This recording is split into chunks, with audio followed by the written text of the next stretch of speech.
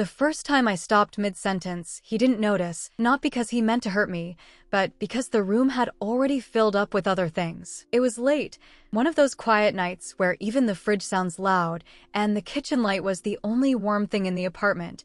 I remember holding a mug with both hands, not even drinking it, just needing something to do with my fingers. I started telling him about my day the way I always used to, nothing dramatic, small things, and I wasn't asking him to fix anything.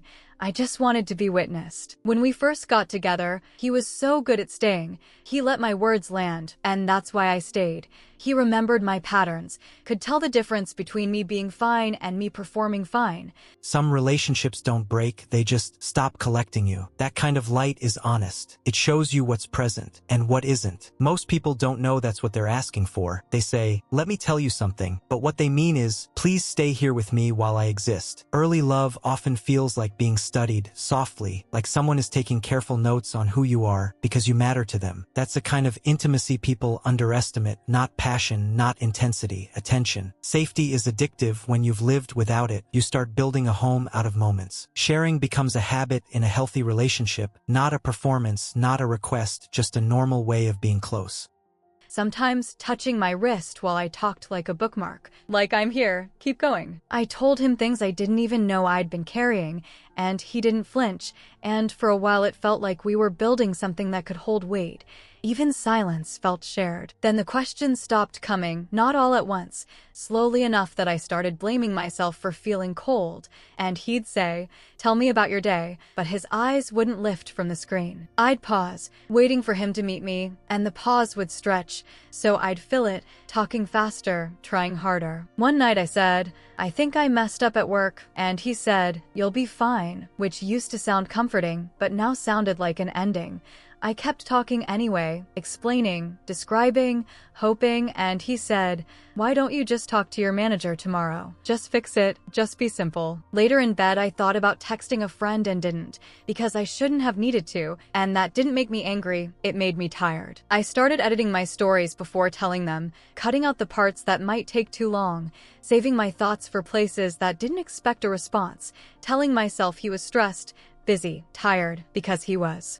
When someone stops meeting you halfway, you start walking faster, not because you want to, but because you're afraid of what it means if you stop. There's a version of reassurance that's loving, and there's a version that's just dismissal with a soft voice. When you're sharing something tender, solutions can feel like a wall, not because the idea is wrong, but because it skips the part where you were hoping to be held. Tired is dangerous. Tired is when you stop trying without announcing it. That's how people stay longer than they should, not because they're blind, but because they're fair. That's the moment most people remember years later. Not a fight, not a breakup, a small surrender that got accepted too easily.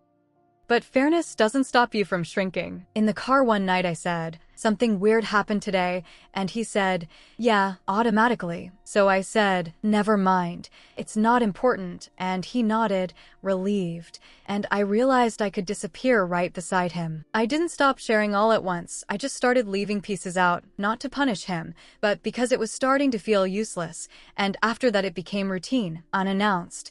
He'd come home, say my name, drop his bag, and I'd watch like it was weather. We still had traditions, dinner, sleep, touch, but the air stopped feeling shared, and I learned the timing of his attention. Phone down, maybe. Phone up, don't bother. So I waited for good conditions and sometimes didn't speak at all. That question isn't manipulation, it's grief starting to form. When connection fades, you start measuring love by logistics. Who did the dishes, who bought groceries, who remembered to pay the bill. It looks like stability, it feels like being handled, not held. That's how I stopped sharing happens most of the time. Not because someone forbids you, but because the response starts feeling pre-written. That's a kind of self-abandonment people don't name. You start arranging your honesty around someone else's availability, and then you call it being easy to be with. Curiosity is one of the first things people stop giving when they think they've secured you, not because they're cruel, but because familiarity can trick the brain into thinking there's nothing left to learn. Affection without attunement can feel like being patted instead of met. It doesn't hurt sharply, it dulls you. When you're afraid of being too much, you don't become less, you just become alone in the relationship. I didn't want to be someone who needed too much, so I became smaller, telling my best stories to the steering wheel, processing my feelings while folding laundry. One Saturday I asked, do you want to go out later? And he said, we can, if you want, not desire, just permission, and at dinner I said, "I've been feeling kind of far away lately." And he said, "What do you mean?" But the waiter came and the moment never came back. I said, "Never mind. It's dumb," and he exhaled, and that hurt more than an argument would have. I realized he wasn't trying to lose me. He just wasn't trying to keep me close, and once I had good news, something I'd worked for, and I didn't tell him. Not because he'd ruin it, but because he wouldn't hold it. Later he asked, "You okay?" And I said, "Yeah, just tired," which was true, just not in the way he meant, and I started writing things down instead, proof I existed.